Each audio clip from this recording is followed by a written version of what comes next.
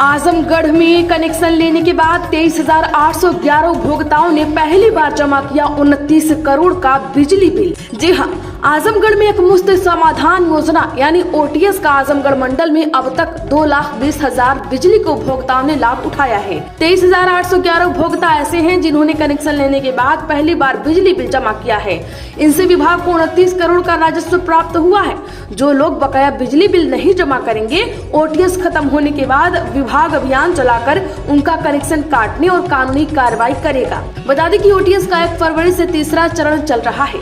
आजमगढ़ मंडल में ओटीएस के तहत 9,49,635 बकायेदार चिन्हित किए गए हैं। इन पर 2,713 करोड़ रुपए बिजली बिल बकाया है। आजमगढ़ में नामांकन वापसी के बाद प्रधान की 4 और बीडीसी के 1 पद पर होगा चुनाव। जी हां, आजमगढ़ में राज्य निर्वाचन आयोग की ओर से जनपद में रिक्त ग्राम प्रधान के 5, ग्राम पंचायत सदस्य के 119 और क्षेत्र पंचायत सदस्य पद के लिए 9 पदों के लिए उपचुनाव की घोषणा हुई है। इसके तहत नामांकन के बाद नाम वापसी का कार्य हुआ है। नामांकन वापसी के बाद ग्राम प्रधान के 4 पदों पर 1 से अधिक उम्मीदवार होने के कारण यहाँ पर 19 फरवरी को मतदान होगा, जबकि बीडीसी के 9 पदों में 8 पदों पर निर्विरोध निर्वाचन हो गया है और 1 पद पर 2 उम्मीदवार होने के कारण मतदान होगा। नामांकन का कार्य संबंधित विकास खंडों में संपन्न हुआ। इस दौरान ग्राम पंचायत सदस्य पद के 119 रिक्त पदों के सापेक्ष 68 नामांकन दाखिल हुए हैं, जबकि बीडीसी के 9 पदों में 3 पदों पर 2-2 नामांकन और शेष 6 जगहों पर 1-1 नामांकन दाखिल हुआ है। आजमगढ़ में ट्रक से हो रही थी गांजा की तस्करी। 35 लाख कीमत का 221 किलो गांजा बरामद। मऊ में होनी थी डिलीवरी, आरोपी अरेस्ट। दरअसल बता दें कि आजमगढ़ जिले के पुलिस और एसओजी के संयुक्त ऑपरेशन में 35 लाख कीमत का 221 किलोग्राम गांजा बरामद किया गया है। बरामद गांजे की कीमत अंतर्राष्ट्रीय बाजार में 35 लाख रुपए से अधिक की बताई जा रही थी। इस गांजे को ट्रक से तस्करी करके असम से लाया जा रहा था। इसके साथ ही मऊ में इसकी डिलीवरी करनी थी। जिले के सिधारी थाने की पुलिस और एसओजी की टीम को सूचना मिली कि एक ट्रक से गांजे की तस्करी की जा रही है। इसी बीच पुलिस ने महाराजा सुहेलदेव विश्वविद्यालय तिराहे पर पहुंचकर चेकिंग करना शुरू कर दिया और इसी दौरान पुलिस को एक संदिग्ध ट्रक आता दिखाई दिया। आजमगढ़ में 9 और मदरसों पर मुकदमा। जिले में अब तक 27 मदरसों पर दर्ज हुआ मुकदमा। एसआईटी और ईओडब्ल्यू की जांच में दोषी। दरअसल आजमगढ़ जिले के जीयनपुर थाना क्षेत्र में 9 मदरसों के संचालकों और प्रबंधकों के विरुद्ध मुकदमा दर्ज किया गया है। इन मदरसों के संचालकों पर 409, 420, 467, 468, 471 आईपीसी के तहत सरकारी धन का गबन करने को फर्जी तरीके से मदरसे का संचालन करने पर जीयनपुर पुलिस द्वारा मुकदमा दर्ज किया गया है। जिन मदरसों के विरुद्ध मुकदमा दर्ज किया गया है उनमें प्रमुख रूप से मदरसा नरूल इस्लाम निस्वा शिक्षण संस्थान खलीसपुरा, मदरसा अशफाक उल निस्वा शिक्षण संस्थान बनकटिया, मदरसा उस्मानिया निस्वा शिक्षण संस्थान बासुपार, मदरसा मुमताजुल उलूम बाग खालिसा, मदरसा मिलते इस्लामिया खालिसपुर, मदरसा वीर अब्दुल हमीद शिक्षण संस्थान मुजार आजमगढ़ जैसे प्रमुख मदरसे शामिल हैं। आजमगढ़ में चिंगारी के साथ रोडवेज बस से उठा धुआं, बाहर भागे 50 यात्री। दरअसल आजमगढ़ से लखनऊ जा रही रोडवेज बस में शॉर्ट सर्किट के कारण धुआं निकलने से बस में सवार यात्रियों में खलबली मच गई। चालक परिचालक ने साहस का परिचय देते हुए बस में लगी बैटरी का तार तत्काल छुड़ा दिया। इसके बाद शॉर्ट सर्किट बंद हो गया, लेकिन तब तक सभी वायर जलकर नष्ट हो गए थे। बस में सवार यात्रियों को दूसरे बस से अपने गंतव्य को रवाना होना पड़ा। इसे लेकर वह काफी नाराज भी नजर आए।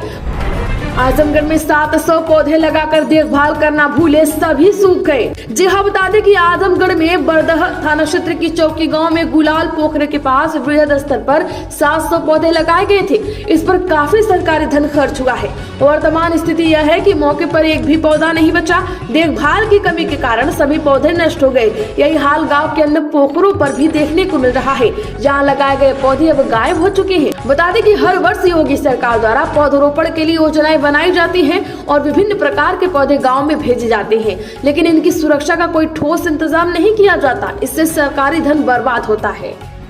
आजमगढ़ में स्मार्ट मीटर लगाने के लिए धन उगाहे कर्मचारियों पर दर्ज होगा केस। दरअसल आजमगढ़ में वितरण खंड प्रथम शहर में स्मार्ट मीटर लगाने के नाम पर धन उगाही का मामला सामने आया है। एसडीओ ने इसे संज्ञान में लिया और कार्यदायी संस्था को चेतावनी देते हुए संलिप्त कर्मचारियों पर एफआईआर दर्ज कराने का निर्देश दिया है। दरअसल उपभोक्ताओं को समय पर सही बिल मिले और बिजली चोरी रुके, इसके लिए पहले चरण में शहरी क्षेत्र के उपभोक्ताओं के यहाँ स्मार्ट मीटर लगाया जा रहा है। स्मार्ट मीटर लगाने का काम हैदराबाद की JMR कंपनी के कर्मचारी कर रहे हैं। सर्वे कर सभी उपभोक्ताओं के घर निःशुल्क 40 मीटर आर्मर्ड केबल और स्मार्ट मीटर लगाया जाना है। आजमगढ़ में पॉपकॉर्न में जीएसटी का हेरफेर हो गया, कहीं मखाने में न हो जाए। लोकसभा में अखिलेश यादव का वित्त मंत्री पर तंज। जी हां, समाजवादी पार्टी अध्यक्ष अखिलेश यादव ने लोकसभा में मोदी सरकार पर जमकर तंज कसा। उन्होंने वित्त मंत्री को निशाने पर लेते हुए कहा कि पॉपकॉर्न में जीएसटी का हेरफेर हो गया है, कहीं मखाने में न हो जाए। इसके अलावा सपा प्रमुख ने प्रयागराज महाकुंभ की व्यवस्था, पीएम मोदी के अमेरिकी दौरे समेत अन्य विषयों पर कटाक्ष किया। अखिलेश यादव ने प्रयागराज महाकुंभ की व्यवस्था में कथित खामियों और कई स्थानों पर यातायात जाम होने का हवाला देते हुए लोकसभा में कहा कि वहां की तस्वीरें देखकर सनातन धर्म को मानने वाले हर व्यक्ति को बहुत दुख पहुंचा है। आजमगढ़ में आज छुट्टी, योगी सरकार ने रविदास जयंती पर किया सार्वजनिक अवकाश का ऐलान। जी हां, रविदास जयंती पर यूपी में सार्वजनिक अवकाश घोषित हो गया है। योगी सरकार ने इस बाबत शासन आदेश जारी कर दिया। इसके अनुसार पहले रविदास जयंती पर निर्बंधित अवकाश घोषित था, अब इसे सार्वजनिक अवकाश में बदल दिया गया है। नए आदेश के बाद अब सभी सरकारी कार्यालय और बैंक बंद रहेंगे। योगी सरकार ने पिछले साल 17 दिसंबर को ही जारी अवकाश की सूची में रविदास जयंती की छुट्टी दी थी। हालांकि उस समय इसे निर्बाधित छुट्टी की सूची में डाला गया था। इसके अनुसार हर कर्मचारी को सभी निर्बंधित छुट्टियों में से किन्हीं 2 को लेने ही छूट होती है। अब सार्वजनिक अवकाश घोषित होने से होली, दिवाली की तरह छुट्टी हो गई है। आजमगढ़ में दूसरे दिन 280 परीक्षार्थियों ने छोड़ी परीक्षा। दरअसल यूपी बोर्ड की इंटरमीडिएट की प्रयोगात्मक परीक्षा दूसरे दिन कुल 166 केंद्रों पर हुई। सीसीटीवी से परीक्षा की निगरानी की जाती रही। केंद्रों पर परीक्षा के दौरान ही परीक्षक अंक बोर्ड की ऐप पर अपलोड करते रहे। जिले के 166 केंद्रों पर इंटरमीडिएट के जीव विज्ञान, भौतिक विज्ञान, रसायन गृह विज्ञान, भूगोल और कृषि विज्ञान की प्रयोगात्मक परीक्षाएं हुई। बता दें कि पंजीकृत 28,023 में से कुल 27,743 परीक्षार्थी परीक्षा में शामिल हुए, वहीं 280 परीक्षार्थियों ने परीक्षा छोड़ दी। आजमगढ़ में D29 गैंग का हिस्ट्री सीटर गिरफ्तार। 22 मुकदमों के आरोपी अपराधी की तलाश में जुटी थी पुलिस, चल रहा था फरार। जी हां, आजमगढ़ जिले के अतरौलिया थाने की पुलिस ने D29 गैंग के सदस्य हिस्ट्री सीटर को गिरफ्तार किया है। इस मामले में पीड़ित गौतम पांडे ने पुलिस को शिकायती पत्र देकर आरोप लगाया कि सचिन उर्फ आकृति पांडे पुत्र रामदयाल पांडे निवासी अचलीपुरा थाना अतरौलिया जनपद आजमगढ़ द्वारा गाली गुप्ता देते हुए मारपीट व जान से मारने की धमकी दे रहा था। पीड़ित की शिकायत पर इस मामले में पुलिस ने मुकदमा दर्ज कर लिया। आरोपी पुलिस की तलाश में जुटी थी। दरअसल पुलिस आरोपियों की तलाश में जुटी थी और इसी क्रम में आरोपी को गिरफ्तार किया गया है। इस मामले की विवेचना पवन कुमार शुक्ला द्वारा की जा रही थी। इसी क्रम में आरोपी को गिरफ्तार किया गया है। आजमगढ़ में स्टेशन पर आने जाने वाली ट्रेनों की हुई सघन चेकिंग। दरअसल आजमगढ़ स्थानीय स्टेशन पर आने जाने वाले सरयू, यमुना एक्सप्रेस, साबरमती, गोदान, कैफियत एक्सप्रेस, ताप्ती गंगा समेत अन्य ट्रेनों की भी रेलवे पुलिस ने सघन चेकिंग की। इसी के साथ ही GRP व RPF भी बोगियों को खंगाला और यात्रियों के साथ ही उनके सामानों की भी तलाश ली। स्टेशन पर आने वाले यात्रियों को सतर्कता बरतने का भी निर्देश दिया गया है। आजमगढ़ में सुरक्षित इंटरनेट दिवस पर साइबर पाठशाला, इंटरनेट के बढ़ते प्रयोग को देखते हुए कलेक्ट्रेट में जागरूकता कार्यक्रम।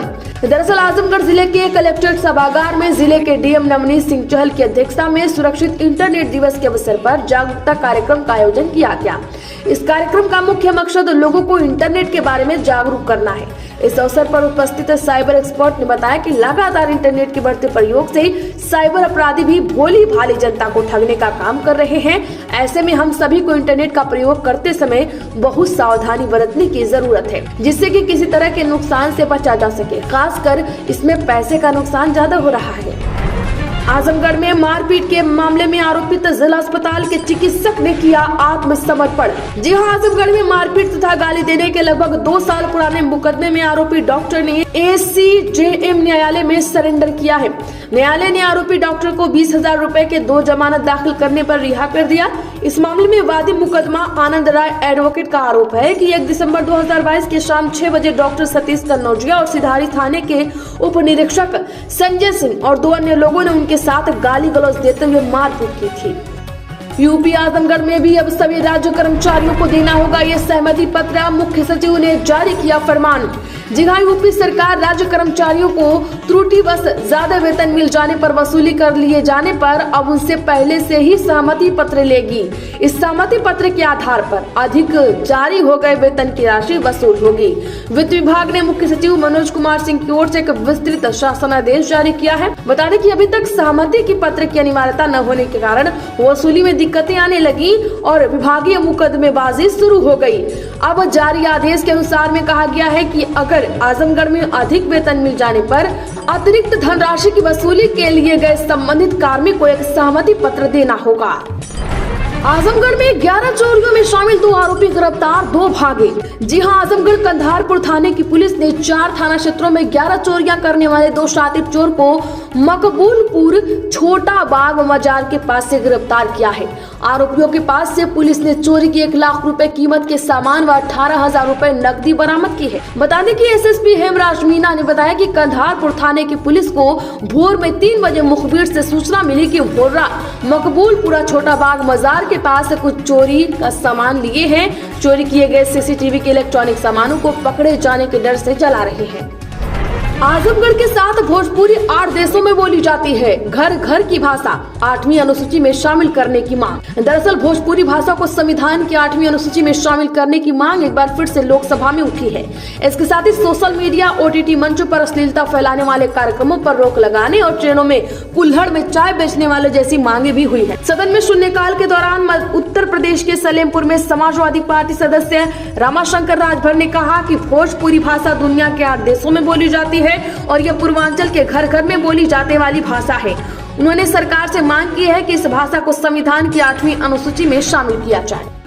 आजमगढ़ में ऑल टाइम हाई बनाकर गिरा सोना। 24 कैरेट सोने की कीमत 184 रुपए घटी है और चांदी 1,363 रुपए हुई सस्ती। जी हां, India Boolean and jewellers association के अनुसार सोना आज 184 रुपए घटकर 85,481 रुपए प्रति 10 ग्राम पर बंद हुआ।